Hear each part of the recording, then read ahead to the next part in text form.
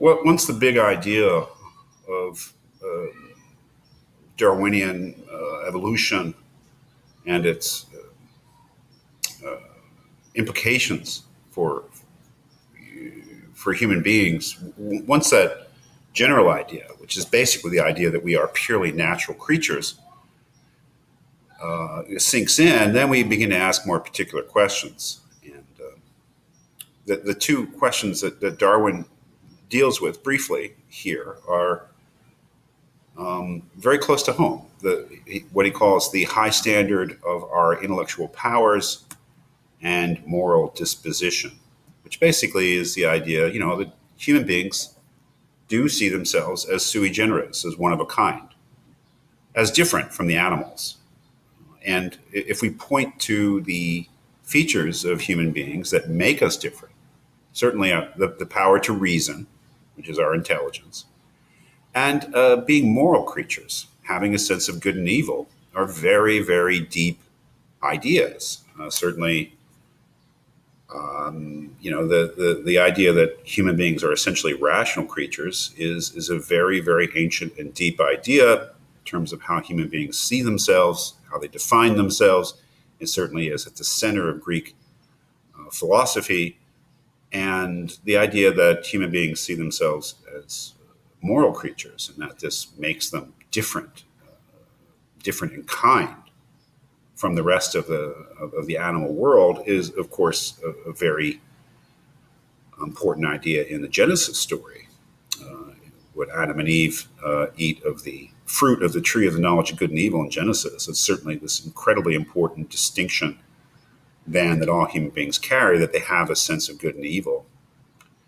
So the question is, okay, well, we have reason, human beings, and we have a sense of right and wrong, human beings. How could they be things that developed in us as natural traits? Can't basically must we not see them as transcendental, as being gifts from God, basically? If we do, then Darwin's account is incomplete. Darwin's account of human nature has to take into account our capacity to reason and our capacity to think and behave morally if he's going to have a complete account. And he does have some suggestions for how we are to understand those things in an evolutionary way. So he says here at the beginning of this paragraph, the high standard of our intellectual powers and moral disposition is the greatest difficulty which presents itself after we have been driven to this conclusion on the origin of man. Okay, so he realizes that how do you account for morality and reason in evolutionary terms? But he has his suggestions. He says, but everyone who admits the principle of evolution must see that the mental powers of the higher animals, which are the same in kind with those of man, though so different in degree, are capable of advancement. Now, that claim that, yes, human beings have incredibly stronger mental powers than any of the other animals, but that is not a difference in kind. That is a difference in degree. Basically saying that we're just a lot smarter than the other animals. It's not that the other animals lack intelligence, it's just that we have that intelligence to a greater degree. He continues and says, thus the interval between the mental powers of one of the higher apes and of a fish, or between those of an ant and scale insect, is immense, yet their development does not offer any special difficulty.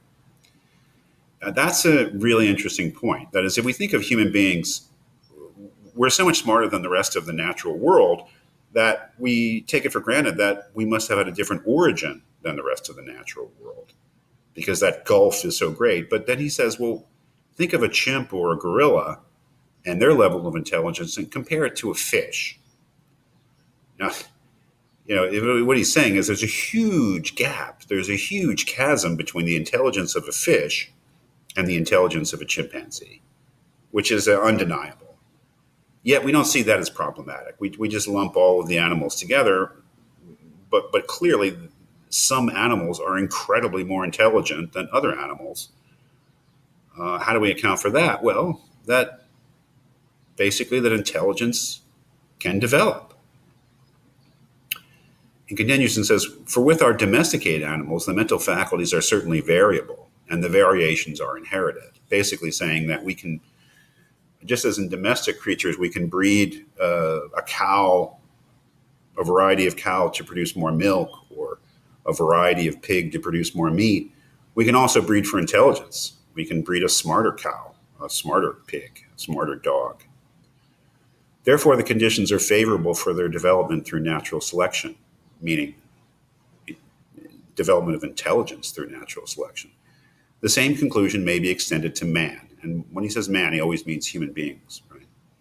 The intellect must have been all important to him, even at a very remote period, as enabling him to invent and use language, to make weapons, tools, traps, etc., whereby, with the aid of his social habits, he long ago became the most dominant of all living creatures. So if we ask the question, in an evolutionary sense, why do human beings have reason? Why are they so smart? It's an advantage. It was an adaptation. Being smart helped us, our ancestors, to survive and leave offspring. So there was not just survival of the strongest or survival of the swiftest, it was survival of the smartest. So in the immeasurable history, the long history of the human species, their capacity to think and reason developed slowly over time because it helped them to survive and leave offspring. And it was basically survival of the smartest. We are so smart because our smartest ancestors progressively left more offspring than our less intelligent ancestors. And the intellect developed as a natural feature of human beings. At least that is the argument. I think more difficult question is the development of moral sense. As he says here, the development of the moral qualities is a more interesting problem. Like, he just sees the problem of the origin of reason as a simple question of adaptation, whereas the question of moral belief, or moral sense, I should say, not moral belief, having a sense of right and wrong, how could that have developed naturally? It's a more complex problem. But he has a kind of an answer, a speculation, a theory, a suggestion. He says the foundation lies in the social instincts, including, under this term, the family ties. These instincts are highly complex, and in the case of the lower animals, give special tendencies toward certain definite actions. But the more important elements are love and the distinct emotion of sympathy. Animals endowed with the social instincts take pleasure in one another's company, warn one another of danger, defend and aid one another in many ways. These instincts do not extend to all the individuals of the species, but only to those of the same community. As they are highly beneficial to the species, they have, in all probability, been acquired through natural selection. So he starts out by basically saying that there are social creatures. There are social species. There are species that have what he calls social instincts. Obviously, the social insects, bees, termites, etc., but also so-called higher animals that live together and that help each other, that seem to have emotional sympathy with each other. But not all animals have these instincts, these social instincts, but some do. And that would include human beings.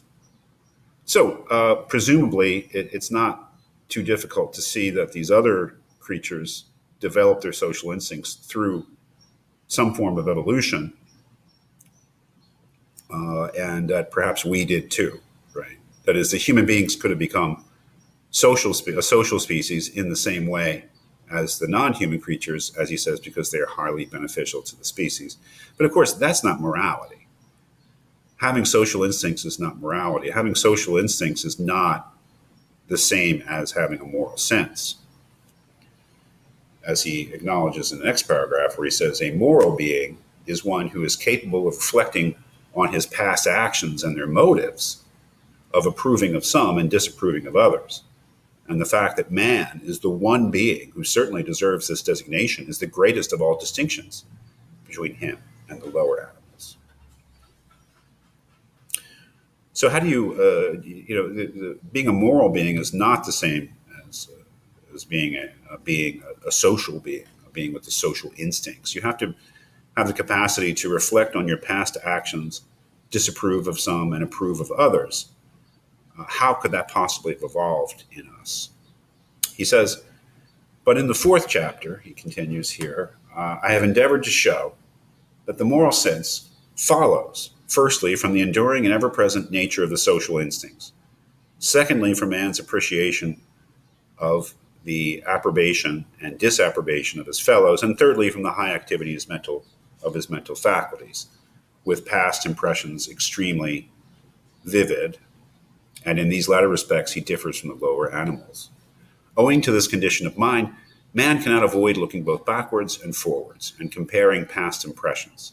Hence, after some temporary desire or passion has mastered his social instincts, that is, when we act selfishly, which we certainly do despite having social instincts, he reflects and compares the now weakened impression of such past impulses with the ever-present social instincts. And he then feels that sense of dissatisfaction which all unsatisfied instincts leave behind them. He therefore resolves to act differently for the future, and this is conscience. Well, okay, there's the idea. He basically, and he says later, that if you put together a social creature or a creature with social instincts and you combine that with very high intelligence, you're bound to get a moral creature. Because what is morality? Morality is the social instincts plus memory. We act, we do the things we do, and sometimes we act selfishly, and sometimes we act altruistically or socially. But say that we act selfishly and we hurt somebody else.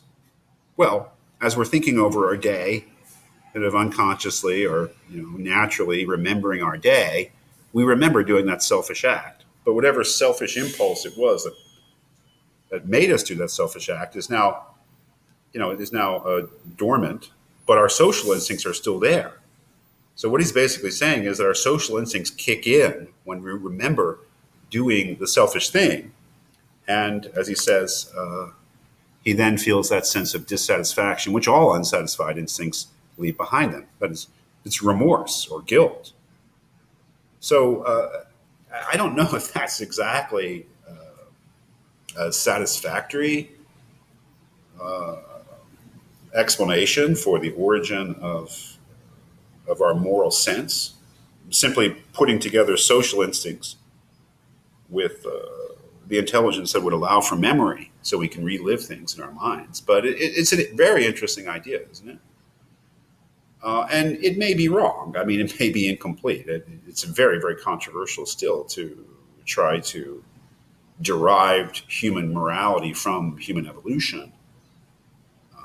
There are partisans on each side. But he's basically saying that you can account for them. There's a story that can be told. Like we can come up with a hypothesis for how we became moral creatures in a natural way, evolutionary way. Well, but that's the basic idea, right? There's two really strong or challenging ideas. One is the general idea of just viewing human beings as under or through the lens of evolution and seeing them as essentially natural creatures related to all other parts of nature and just a part of nature. And the second is, beginning to get more granular and more specific in coming up with explanations for the natural evolutionary origin of these specific and definitive human capabilities like reason and having